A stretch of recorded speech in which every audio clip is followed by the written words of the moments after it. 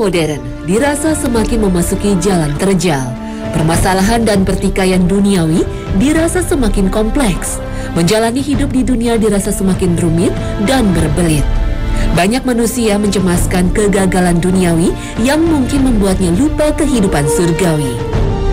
Inilah sebuah kalimat yang menjadi pegangan para manusia modern. Time is money. Waktu adalah uang. Inilah prinsip hidup dan berkehidupan di masa kini. Orang yang sukses itu adalah orang yang mampu meraup banyak materi karena keahliannya memanfaatkan waktu.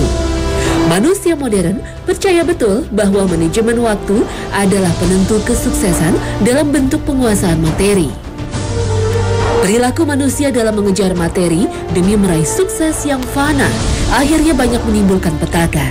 Salah satu contoh manajemen waktu yang keliru adalah ketika masa kepemimpinan dimanfaatkan untuk keburukan. Kegaduhan dan keriuhan berita pemberantasan korupsi adalah bukti nyata manajemen waktu yang sungguh keliru. Entah mengapa, seorang yang sudah bersumpah untuk amanah malah terjerat kasus korupsi berjamaah. Bentuk lain dari manajemen waktu yang salah kaprah adalah mencuri kesempatan untuk merebut simpati dari para korban bencana. Semenjak awal tahun hingga bulan ini, Indonesia seakan disibukkan dengan pengendalian bencana. Banjir ibu kota, letusan Gunung Sinabung, hingga erupsi Gunung Kelut adalah cobaan yang berasal dari alam. Namun di tengah semangat untuk membantu penderitaan sesama, ada yang tega untuk menyelipkan pesan pencitraan diri. Astaghfirullahalazim. Entah apa maksudnya, beberapa orang seolah tega mengiklankan diri saat membantu korban bencana. Inikah bentuk manajemen waktu untuk meraih simpati demi memantaskan diri meraih kesempatan untuk duduk dalam kepemimpinan? Paparan ini adalah bentuk penjabaran time is money ketika melihat kondisi kepemimpinan di Indonesia. Memanfaatkan waktu saat menjabat untuk berbuat jahat atau mendatangi korban bencana demi memperoleh dukungan dan suara. Ternyata banyak orang yang menganggap kepemimpinan adalah bentuk manajemen waktu untuk memperoleh kenikmatan materi. Sesuaikah prinsip ini dengan agama Islam yang telah kita ikrarkan bersama? Dan apakah benar hakikat menghabiskan waktu di dunia adalah untuk mengejar materi? Maka inilah firman Allah ketika manusia mencari jawaban hakikat waktu. Wal asri innal insana lafi khusri illallazina amanu wa amilus solihati wa tawasau bil haqqi wa tawasau bis sabri. Demi masa, sungguh manusia dalam kerugian kecuali orang-orang yang beriman dan mengerjakan kebajikan serta saling menasihati untuk kebenaran dan saling menasihati untuk kesabaran. Dan inilah sabda Rasulullah Shallallahu Alaihi Wasallam bagi umatnya saat membelanjakan umurnya ketika hidup di dunia. Kerjakanlah segala sesuatu dengan tepat dan benar, serta janganlah berlebih-lebihan. Bekerjalah di waktu siang dan sore dan sedikit di waktu malam. Kalian tentu akan dapat mencapai cita-cita yang kalian inginkan. Hadis riwayat Bukhari. Berlandaskan hal ini, maka hakikat manusia dalam memanfaatkan waktunya adalah untuk berbuat kebenaran demi meraih kebaikan dan kebajikan. Maka jika ada berita dan peristiwa yang isinya adalah sebuah kejahatan yang menimbulkan penderitaan, bisa jadi hal itu disebabkan karena ulah manusia yang menjadikan setan sebagai tuan.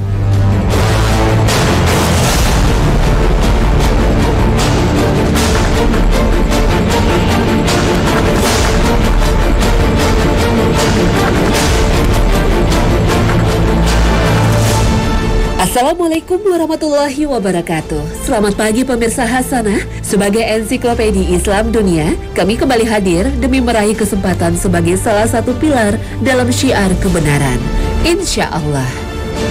Dan seperti biasanya, sajian kami hari ini ditujukan agar kita semua mampu mengambil pelajaran atas setiap peristiwa, bukannya semangat untuk mengkaji dan mengamati aib dari saudara sesama muslim.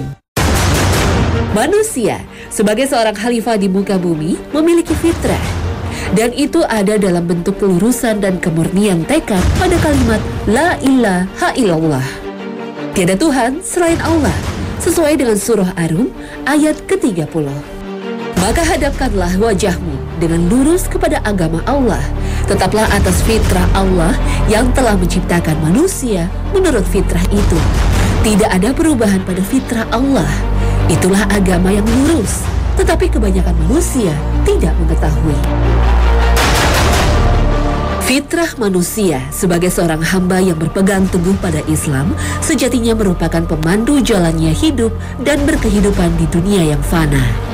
Ketika manusia sadar akan fitrahnya bahwa ia adalah makhluk mulia yang suci, baik lisan, perilaku, dan pemikirannya, maka mengapa dunia semakin lama menjadi semakin penuh dengan dosa, serta menurunkan derajat manusia mulia menjadi makhluk yang hina? Inilah salah satu penyebabnya. Qala rabbi bima aghwaytani la uzayyinanna lahum fil ardi wa la ughwiyannahum ajma'in. Iblis berkata, "Ya Tuhanku, oleh sebab Engkau telah memutuskan bahwa aku sesat, pasti aku akan menjadikan mereka memandang baik perbuatan maksiat di muka bumi. Dan pasti aku akan menyesatkan mereka semuanya." Al-Quran Surah Al-Hijr ayat ke-39.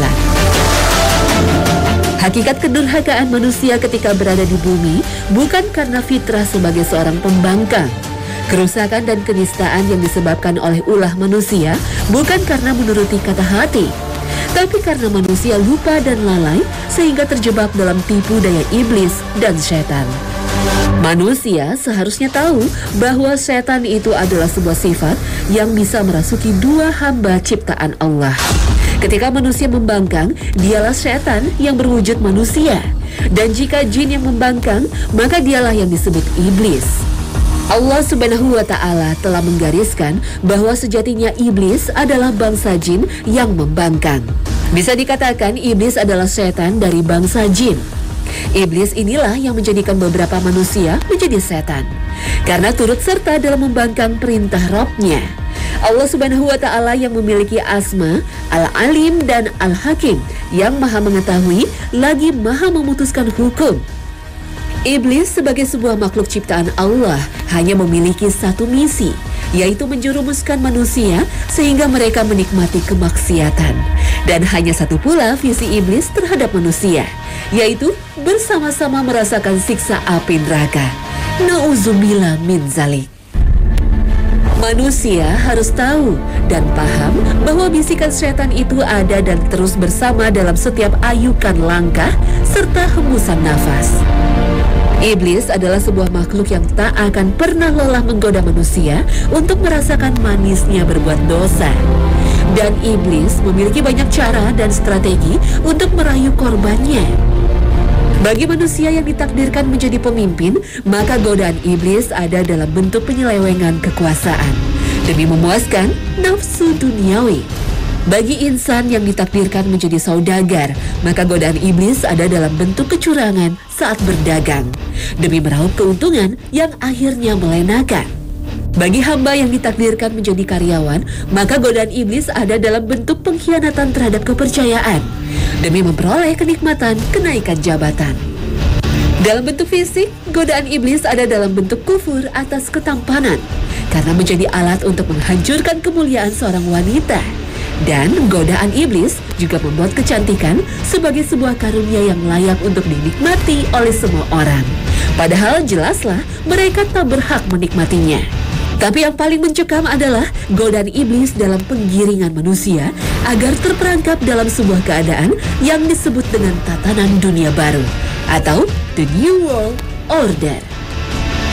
Manusia harusnya tahu dan mengetahui bahwa dunia semakin lama semakin sekuler. Agama terus dipinggirkan dalam proses tata kelola sistem sosial. Manusia yang berpegang teguh pada kebenaran sesuai Al-Quran dan Sunnah terus mendapatkan gangguan, hambatan, bahkan ancaman. Atas nama persatuan, agama tidak boleh dibincangkan. Padahal inilah persatuan versi manusia, sebuah persatuan yang rapuh ketika kebenaran Allah dibungkam demi nikmatnya persatuan semu.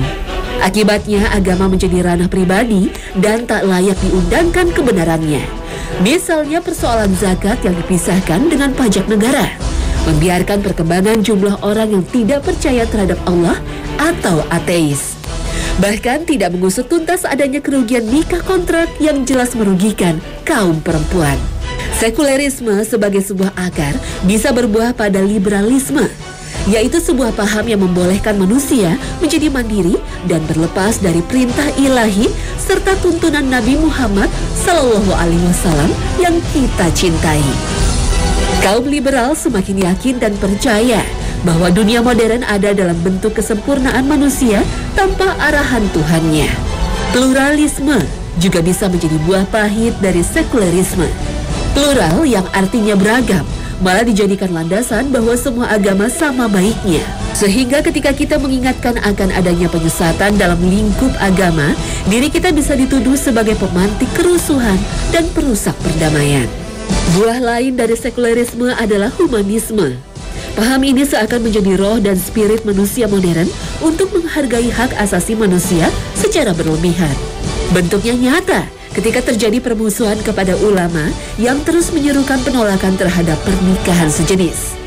Tak heran bila aktivitas kaum humanis ini berada pada garis abu-abu, melegalkan yang gay dan mengkasihani yang lesbi. Kaum humanis terus memerangi ajaran Islam yang menggariskan bahwa praktek homoseksual adalah salah satu perbuatan terlaknat. Kaum humanis percaya orientasi seksual adalah salah satu bentuk hak asasi manusia, sehingga ia memiliki hak penuh untuk menggunakannya meski hal ini melanggar perintah Tuhannya. Dan yang semakin dirasakan adalah kapitalisme sebagai buah sekulerisme dalam bidang ekonomi. Riba, hutang, dan judi terus dikemas dan dikembangkan dalam banyak bentuk serta rupa. Tak heran jikalau akhirnya banyak manusia yang merasa kelelahan dalam menjalankan hidup karena terkena jerat dari perusahaan jasa keuangan dan perbankan. Kita harus sadar dan menyadari bahwa sekulerisme, liberalisme, pluralisme, humanisme, dan kapitalisme sejatinya sebuah sistem yang telah direncanakan dengan rapi. Bahkan disebut-sebut menjadi agenda utama dari sebuah organisasi yang bernama Illuminati. Sekelompok kecil manusia pembangkang inilah yang akhirnya berhasil membuat banyak manusia terjerat dalam gelimang dosa yang mungkin menyeret mereka semakin dekat ke dalam pintu neraka. Maka sebelum terlambat, waspadailah bisikan setan yang semakin nyata bentuk dan penampakannya di dunia. Iblis memang telah mengikrarkan diri sebagai penggoda manusia, kecuali segolongan manusia pilihan, hamba-hamba Allah yang mukhlis di antara mereka. Salah satu penafsiran arti kata mukhlis adalah seorang manusia yang telah mendapatkan taufik sehingga ia merasa nikmat ketika terus berjalan di atas jalan yang difirmankan oleh Allah dan diteladankan oleh Rasulullah SAW. Namun mukhlis bukanlah sebuah perkara yang jatuh dan datang secara tiba-tiba. Dan salah satu ikhtiar agar mendapatkan kedamaian serta keberanian untuk senantiasa berada di jalan Allah adalah menjernihkan hati. Dari Abdullah bin Umar radhiyallahu anhum berkata, "Wahai Rasulullah, siapakah manusia yang paling baik?" Beliau menjawab, "Setiap orang beriman yang hatinya dijernihkan." Para sahabat bertanya, "Apa maksud hati yang dijernihkan, wahai Rasulullah?" Beliau menjawab, yaitu hati yang bertakwa, jernih dan di dalamnya tidak terdapat penipuan, kejahatan, pengkhianatan, dengki dan hasad. Hadis riwayat Ibnu Majah. Rasulullah SAW telah bersabda bahwa kejernihan hati adalah kunci utama untuk menutup pintu bisikan iblis. Dan bagaimanakah cara untuk menjernihkan hati adalah dengan berusaha ikhlas. Ikhlas dapat diartikan sebagai sebuah sifat yang menjadikan manusia menjadi paham bahwa semua gerak-gerik dan diamnya hanya untuk Allah SWT. Ikhlas pun dapat berarti tidak mempedulikan penglihatan makhluk dan hanya terfokus dengan pandangan kepada Sang Khalik. Dan ada juga yang mengartikan bahwa ikhlas adalah senantiasa merasakan pengawasan Allah secara berkesinambungan dan melupakan semua kemujuran. Ikhlas adalah amalan utama untuk menjaga hati agar tak mempan digoda iblis. Ikhlas adalah sebuah bentuk keimanan yang sempurna. Karena hanya dengan keikhlasan, seorang hamba tunduk dan patuh terhadap perintah Rabb-Nya. Dan hanya dengan ikhlas, manusia akan tegas ketika dibujuk iblis untuk melakukan larangan Allah Subhanahu wa Ta'ala. Inilah sebuah kenikmatan ketika hati telah terjaga dari godaan iblis.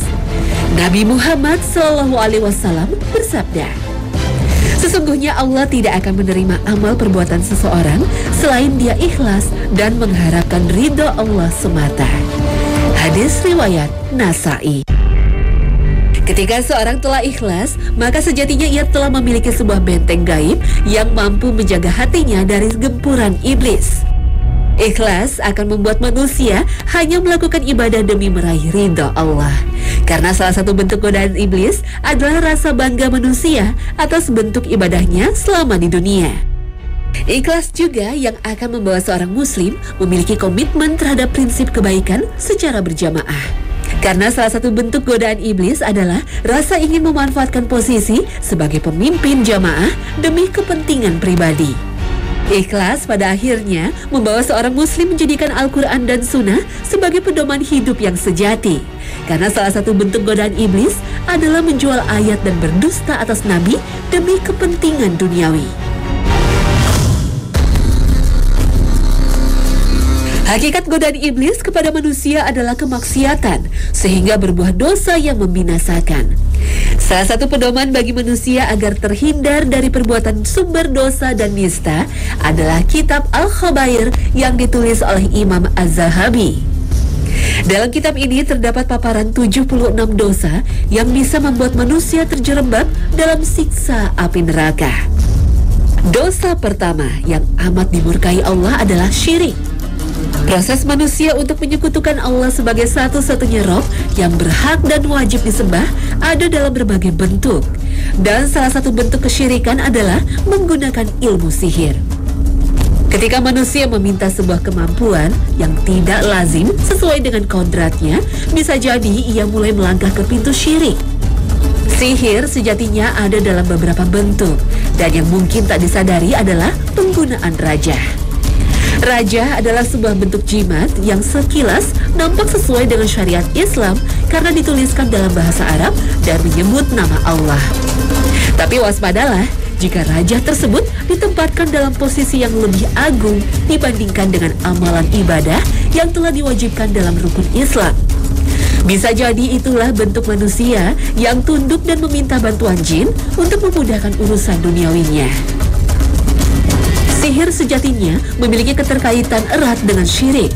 Ketika manusia memutuskan untuk meminta perlindungan dari sebuah raja, maka ia telah menyerahkan keselamatan dirinya di dunia kepada jin. Padahal Allah Subhanahu wa Ta'ala adalah satu-satunya zat yang layak disebut dengan asma Al-Waliyu yang maha melindungi. Allahu waliyul lazina amanu. Allah pelindung orang-orang yang beriman.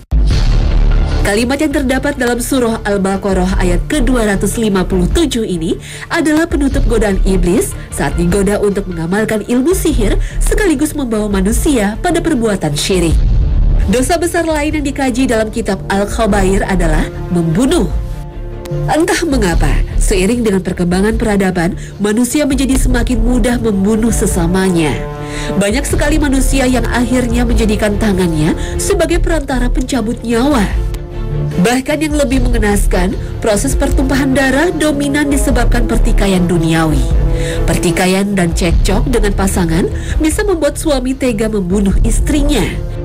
Bahkan yang lebih mengenaskan, pembunuhan beberapa wanita berkaitan dengan penutupan aib perselingkuhan. Sebuah dosa yang ditutup dengan dosa lainnya. Pembunuhan sesama manusia juga semakin dominan dilakukan karena sang ibu malu karena rahimnya telah melahirkan seorang anak di luar lembaga pernikahan. Sehingga tak heran jalan aborsi ditempuh demi menutupi kesalahan diri. Lagi-lagi dosa yang harus ditutupi dengan dosa lainnya. Pembunuhan juga semakin marak dilakukan oleh anak-anak yang masih berstatus remaja. Pelajar SMP dan SMA bahkan telah membekali diri dengan senjata tajam yang bisa menghabisi teman sebayanya. Padahal sudah jamak diketahui, perkelahian remaja selalu ada dalam tataran persoalan yang sepele. Kekejian manusia sehingga tega membunuh sesamanya juga dipicu persaingan usaha dan sengketa hutang piutang. Jasa penagih hutang atau debt collector beberapa kali dilaporkan telah mengakibatkan hilangnya nyawa sesama manusia. Inilah salah satu pengingat kita akan larangan ilahi dalam berbuat keji terhadap sesama. وَمَنْ يَقْتُلْ مُؤْمِنًا مُتَعَمِّدًا فَجَزَاؤُهُ جَهَنَّمُ خَالِدًا فِيهَا وَغَضِبَ اللَّهُ عَلَيْهِ وَلَعَنَهُ وَأَعَدَّ لَهُ عَذَابًا عَظِيمًا. Dan barang siapa yang membunuh seorang mukmin dengan sengaja, maka balasannya ialah jahanam.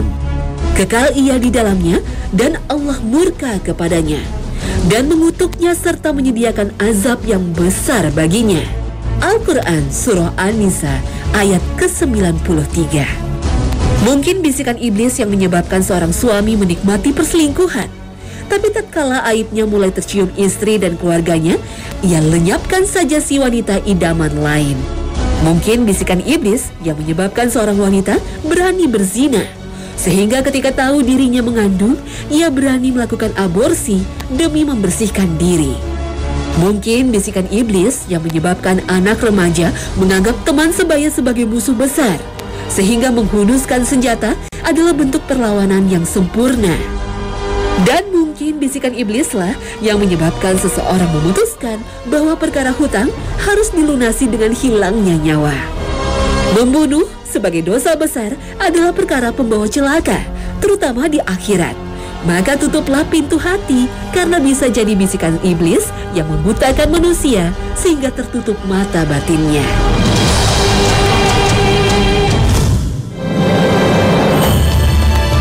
Kesuksesan hidup sejatinya bukan dalam bentuk kesuksesan duniawi yang serba nampak. Kesuksesan duniawi dijabarkan dalam surah Al-Baqarah ayat ke-201. Dan di antara mereka ada orang yang berdoa, "Ya Tuhan kami, berilah kami kebaikan di dunia dan kebaikan di akhirat, dan peliharalah kami dari siksa neraka." Kesuksesan hakiki adalah ketika manusia terbebas dari panasnya api neraka. Maka bagaimanakah jalan yang paling sempurna untuk meraih kesuksesan hakiki? Hai orang-orang yang beriman, masuklah kamu ke dalam Islam dengan utuh. Dan janganlah kamu turuti langkah-langkah syaitan. Sesungguhnya syaitan itu musuh yang nyata bagimu. Al-Quran Surah Al-Baqarah ayat 208. Jika Anda merasa kerja keras dan buah suksesnya adalah jabatan, sehingga untuk meraihnya harus menempuh semua cara, maka waspadalah. Suka tidak suka, iblis sudah di samping telinga kita. Jika Anda merasa kejayaan itu adalah tunduknya sesama manusia kepada titah dan perintah Anda, waspadalah, itu bukannya kejayaan, tapi bentuk kekhilafan manusia yang merasa menjadi sosok yang berkuasa. Sudah menjadi kewajiban kita untuk saling mengingatkan sebagai saudara seiman dan sesama umat Nabi Muhammad SAW, agar meraih sukses bersama menjadi penduduk surga. Amin ya Rabbal Alamin.